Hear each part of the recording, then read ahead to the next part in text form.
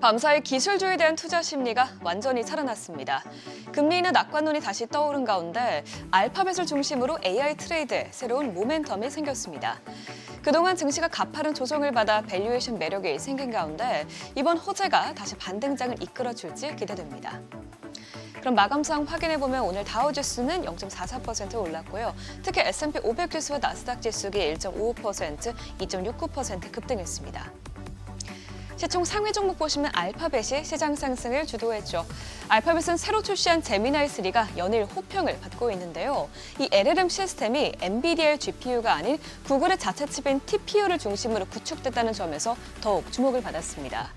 이렇게 엔비디아 GPU의 의존도를 줄였다는 점에서 오늘 알파벳 주가는 6% 넘게 급등했고요.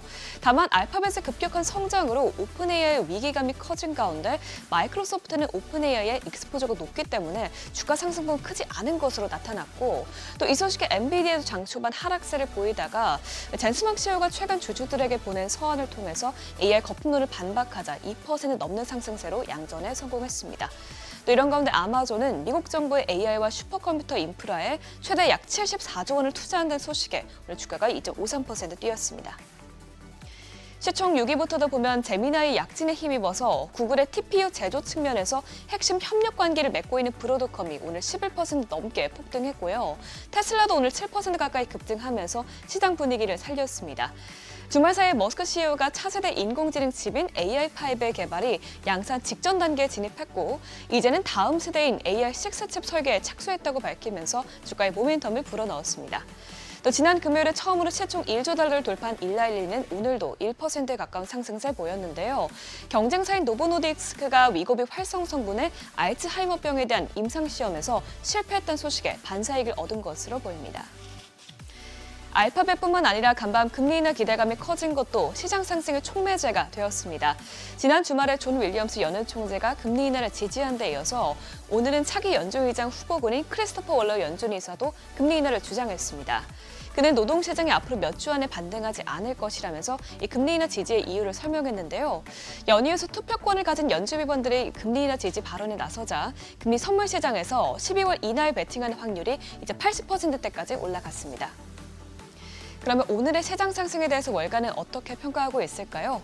역시 이보 전진을 위해서는 일부 후퇴가 필요한 것인지 전문가들은 몇 주간 이어진 조정이 오히려 시장에 긍정적으로 작용했다고 분석했습니다. 캐룩스 파이낸셜은 이번 달의 조정은 12월에 증시 반등으로 이어질 수 있는 토대를 마련해 준다면서 걱정했던 AI와 고용 시장에 대한 침체가 현실화되지 않았기 때문에 더 심각한 조정 국면이 시작되진 않을 것이라고 말했습니다. 또 블룸버그 분석가 역시 증시는 이번 주를 과매도 국면에서 출발했으며 앞으로 변동성이 잦아들면서 시장폭 확대를 기반으로 추가 상승이 가능할 것이라고 말했습니다. 또 역사적으로도 추수감사절 기간에 증시는 보통 오르기 마련인데요. 1945년 이래 S&P 500은 추수감사절 주에 평균적으로 0.76% 상승했고요. 65%의 확률로 긍정적인 수익률을 기록했다고 말했습니다. 그러면 이어서 오늘 나온 지표도 확인해보면 컨퍼런스 보드에서 발표하는 고용 추세 지수는 지난달 대비 소폭 오른 것으로 나타났지만 여전히 팬데믹 이후 최저치 수준에서 머물고 있습니다. 컨퍼런스 보드 측도 이번 지표에서 기업과 소비자 심리에서 의미 있는 개선이 나타나고 있지 않다면서 노동시장 해고와 실업률이 낮은 수준을 유지하고 있어도 불확실성은 여전하다고 평가했습니다. 오늘 밤에 공개될 ADP 지표에서도 이 부진한 고용시장 흐름이 나타나게 될지 지켜봐야겠고요. 간밤 나온 댈러스 연은 제조업 지수도 전월치를 크게 밑돈 것으로 나왔습니다. 전반적인 경기 상황에 대한 인식이 약화되고 또 향후 기업 전망 지수도 큰 폭으로 떨어지면서 지수가 부진하게 나온 것으로 풀이됩니다. 또 고용 지수도 1.2를 기록하면서 유의미한 개선은 없었던 것으로 나타났습니다. 국채금리는 밤새 크리스토퍼 월러 이사가 12월 금리 인하 지지에 나서면서 약세를 이어갔습니다. 간밤 10년물 금리가 0.02%포인트, 2년물 금리가 0.01%포인트 내렸습니다. 금은 금리 인하 기대감이 커지고 달러가 약세를 보이면서 상승했습니다. 금 선물은 오늘 1% 넘게 오르면서 온스당 4,100달러 위에서 마감을 했고요. 마지막으로 국제유가도 우크라이나 종전 가능성에도 금리 인하로 원유 수요가 늘어날 것인 전망 속에 강세 나타냈습니다. 오늘 WTI와 브렌트유는 모두 1% 넘게 상승 마감했습니다. 지금까지 굿모닝 마켓이었습니다.